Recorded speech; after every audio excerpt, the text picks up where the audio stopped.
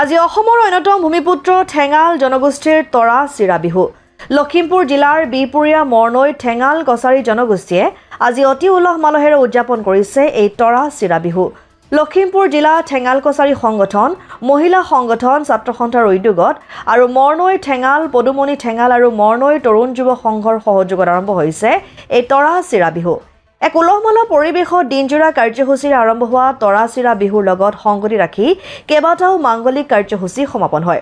আজি পুৱা ঠেঙাল কছাৰী জনগোষ্ঠীৰ লোকসকলে পুখুৰীৰ পৰা তৰা ছিঙি আনি পৰম্পৰাগতভাৱে নীতি নিয়মেৰে আহি গাঁৱৰ মুখিয়াল তথা মেধিৰ ঘৰত বিহু মাৰি ঠেঙাল কছাৰী জনগোষ্ঠীৰ থলুৱা খাদ্যৰ লগতে জনগোষ্ঠীটোৰ অন্যান্য কলাকৃষ্টিৰ প্ৰদৰ্শনেৰে উপস্থিত ৰাইজক অভিভূত কৰি তোলে।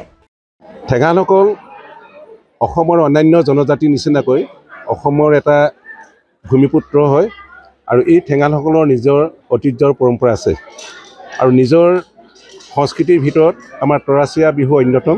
যিধৰণে মিচিঙৰ আলি আই লৃগাং, ঠিক সেইদৰে আমাৰ ঠেঙালসকলৰ এটা পৰম্পৰাগত উৎসৱ হৈছে তৰাচিয়া বিহু আৰু এই উৎসৱটো আমাৰ প্ৰত্যেক বছৰে চ'ত মাহৰ দ্বিতীয় বুধবাৰৰ পৰা আৰম্ভ হয়, দ্বিতীয় সপ্তাহৰ বুধবাৰৰ পৰা আৰম্ভ হয় আৰু ঠিক ই এটা বহাগ বিহুৰ আগমনৰ এটা আদৰণি জনোৱা এটা উৎসৱ বুলি ধৰা হয় আৰু এই উৎসৱটোত বিশেষকৈ তৰাত বিশেষত্ব আছে।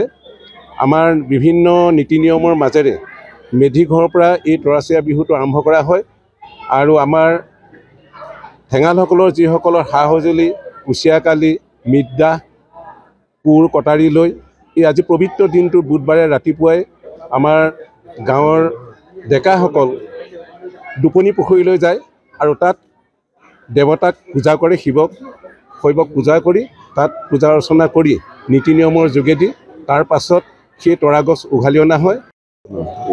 ঠেঙাল কছাৰীসকলৰ যি তৰাচিৰা বিহু আজি আপোনালোকে যি দেখিবলৈ পাইছে, এইটো আচলতে পৰম্পৰাগত চলি অহা এক প্ৰক্ৰিয়া আৰু কেতিয়াৰ পৰা চলি আহিছে সেই কথাটো ধৰিব নোৱাৰি। বহু পুৰণি কালৰ পৰা এইটো চলি অহা এটা প্ৰক্ৰিয়া প্ৰথম, কিন্তু মঞ্চলৈ অহা আজি কেইবছৰমানৰ পৰাহে মঞ্চলৈ অনা হৈছে তৰাচিৰা বিহুভাগক, যাতে উত্তৰ প্ৰজন্মই জানে, আন জনগোষ্ঠীসমূহে আমাৰ ঠেঙাল কছাৰীসকলৰ যি তৰাচিৰা বিহু আছে, আমি তৰাচিৰা বিহুক লৈ যি পৰম্পৰা পালন কৰোঁ, আমাৰ জনগোষ্ঠীয় যিবিলাক বিভিন্ন ধৰণৰ সংস্কৃতি আছে, এইবিলাক আমি সমাজৰ কাৰণে দেখুৱাবৰ কাৰণে আচলতে এখন প্লেটফৰ্ম লৈছোঁ আৰু এই প্লেটফৰ্মৰ জৰিয়তে বিভিন্ন জনগোষ্ঠীয়ে আমাৰ লগত একাত্ম হ'ব পাৰিছে, আমিও আন জনগোষ্ঠীসকলৰ লগত একাত্ম হ'ব পাৰিছোঁ, আমাৰ বিষয়ে জানিব পাৰিছে।